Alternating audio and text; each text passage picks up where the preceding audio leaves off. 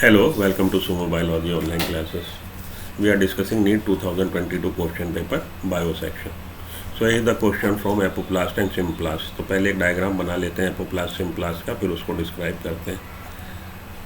तो ये हमारी रूट की कट सेक्शन में आपको जो सेल्स दिखाई देंगी, outer most layer is single layer epidermis. Epidermis की ही सेल की ही आउटग्रोथ बनाता है रूट हेयर. एपिडर्मिस के बाद कॉर्टेक्स है multi layered. Inner most layer cortex वो आपकी हो गई endodermis.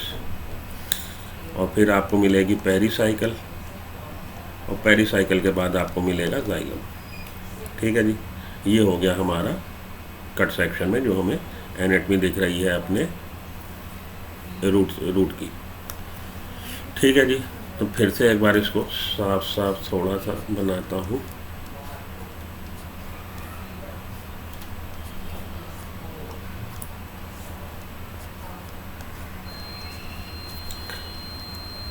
Epidermis,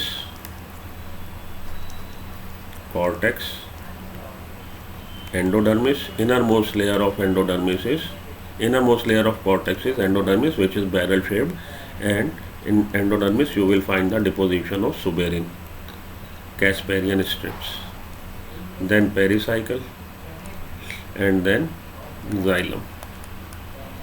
Water has to reach up to xylem so that it can translocate upward to the upper part of stem, upper part of plant और stem. तो ये epidermis में आ गया.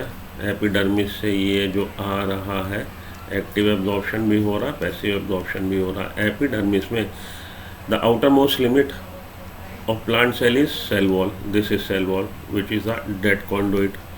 तो ये हमारा डेड आर्टिकल है. ये हमारी सेल मेम्ब्रेन है. पानी जब अंदर आया it moves all along the cell wall से होता हुआ एंड इंटरसेलुलर स्पेसेस से होता हुआ. ये एपोप्लास्ट पाथवे जब ये बाहर के बाहर चल रहा.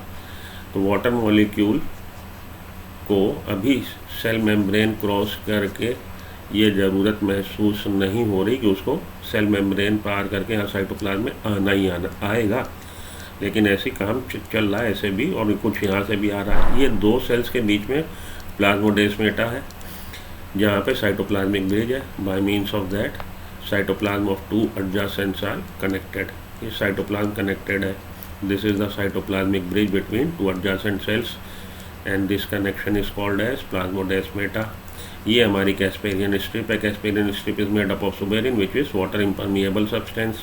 पानी जब यहाँ आएगा देन ये आगे नहीं जा पाएगा क्योंकि ये सुबेरिन डिपोजिशन है. Then water has to enter inside the cell.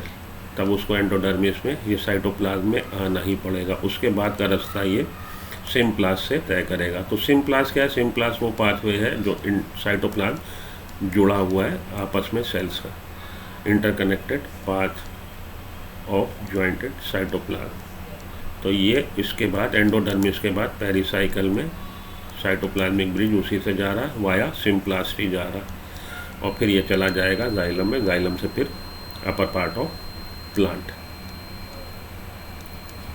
Transpiration pull काम करेगा और ये ऊपर की तरफ इसका कंडक्शन हो जाएगा. तो ये जानने के बाद what is apoplast and symplast. What is apoplast? Apoplast is the pathway of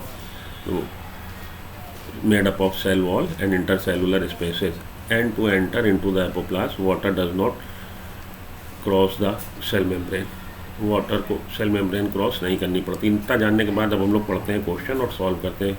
Which of the following is not observed during apoplastic pathway? The movement is aided by cytoplasmic streaming. Cytoplasm में तो आया ही नहीं, तो movement को cytoplasmic streaming कैसे help कर देगी? जब एपोप्लास्ट में वो मूव ही बाहर हो रहा है, एपोप्लास्ट है ही बाहर के बाहर.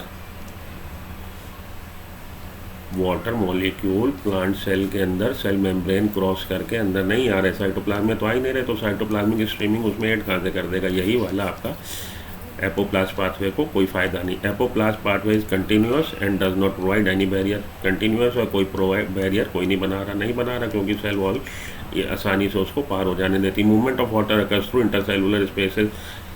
वाटर का मूवमेंट इंटरसेलुलर स्पेसेस से हो रहा है एंड वॉल ऑफ सेल.